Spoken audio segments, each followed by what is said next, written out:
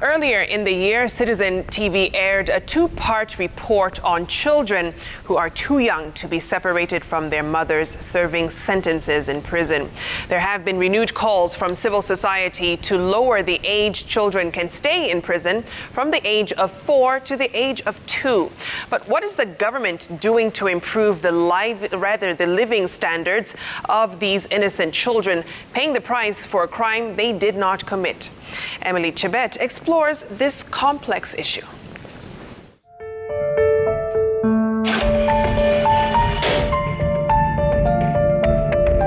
When I was a little child, I was there with my mother. I used to play with my fellow children. It was just fine. I feel bad for the children who are in prison, and I thank God for everything He has given me in my life. According to the Constitution of Kenya, Article 53, children have a right to be protected. The child has not committed any crime. So the child is not the prisoner. It's the mother who's the prisoner. So in as much as possible, that child should live a normal life.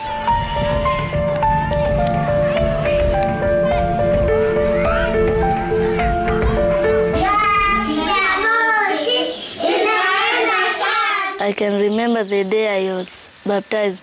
I was being baptized, and the following day I went there and... Young James, not his real name, spent his first 2 years on earth within the confines of Langata Women's Prison. James' mother was incarcerated when she was expectant for him. He cannot clearly remember what life in prison was like, but images of prison walls, prison wardens and a handful of children to play with is what he can recall. He had no idea then why he was there in the first place. What I know about prison is when someone has done something wrong, he or she will go there. According to the Prisons Act, it is the responsibility of the government to take care of children in prison and provide clothing, accommodation and food. The Act goes further to prescribe the type of food that children are supposed to be given. But what is the reality behind the prison walls? Winnie Gushu is the Chief Administrative Secretary, Ministry of Interior and Coordination, which is responsible for Kenya's prisons. There isn't very much that has gone on with regards to developing a policy to define how, for instance, that child is received, what sort of environment is that child going to live in, what facilities must be available in prison for that child so that they're comfortable. In as much as possible, the child has not committed any crime. So the child is not the prisoner. It's the mother who's the prisoner. There's what we call the serve and return. Children, when they're born with this desire to reach out. So they can reach out through smiles. They can smile at you, and they expect a smile back, They do things, they make sounds, and they expect a sound back. If you look at the prison setting, it's not a very normal setting. The mothers themselves, you can't say they're really in that kind of state of mind to be able to participate in serve and return relationship or interaction with the child. The enforcement of the rights of these children in prison is at the discretion of prison officers. And according to the CAS, there is need to have a policy that defines how children are handled in prison all the way to their integration back to society. Children must eat fruits, they must eat vegetables, they must have milk, they must have cereal, and they must have some meat. So that the officer in charge is the responsibility of the officer in charge to make sure that that provision is provided. We need to improve it, and we need to write it down in matter of policy. And that's what we are working on. James and other children who have been in prison face separation anxiety when time comes for them to leave their mothers in prison. They must reintegrate back to society. At the same time, most of them do not have receptive families to go back to. When James was of age to leave Langata Women's Prison, his new immediate home was the Nest Children's Home. For the last 25 years, the Nest Children's Home has focused on rescue, rehab and social economic reintegration of children and mothers in conflict with the law. My mother was telling me that I'm soon going to be out from jail. So a teacher came and asked me, would you like to go to a children's home or to stay? I said I would like to go. because I saw the car that was beautiful, so I decided to go. The process of separation is usually very traumatizing, especially to children, because you see they are always bonded with their parents, and then you have to like detach them again. It's so mostly what happens during the initial stage, we prepare the children.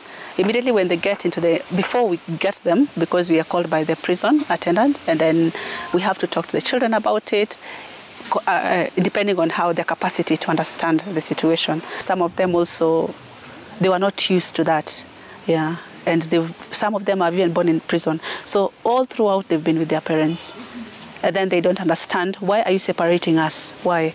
Yeah, these are questions you cannot answer that child. There is no child officer designated to be handling children who are being reintegrated or being released from prison.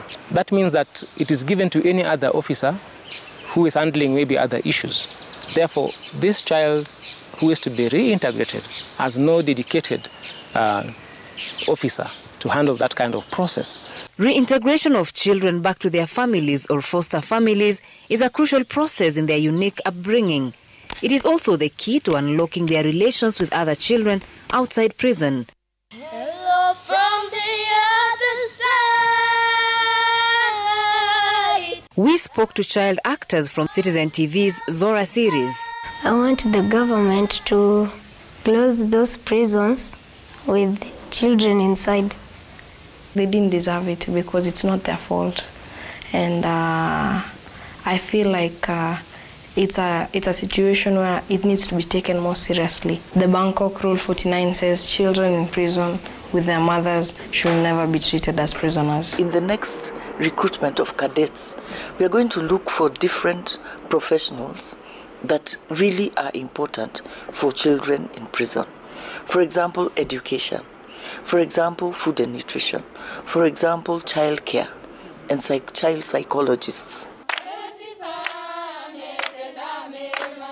As the children in prison wait on the government to finalize these policies, they innocently hold on to faith that their dreams will one day come true.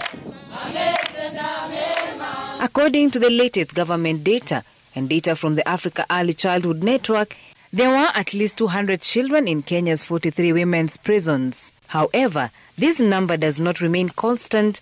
At the time of the pandemic, more non-custodial sentences were preferred for women with children, and other children have transitioned out of the facilities. 300 children is a big number, significant number, because these are children who will miss opportunities for optimal brain development.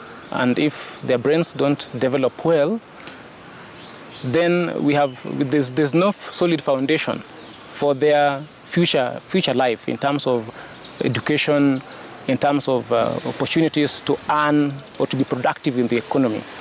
The early years 0 to 3, what they call the first 1,000 days, is the most important window for brain development and also development of other skills. And during that time, you require a very good, a very stable environment, both socially and even in the provision of all the needs for life. For James, this center still remains his home, as plans are underway to reunite him with his mother, who has now been released from prison.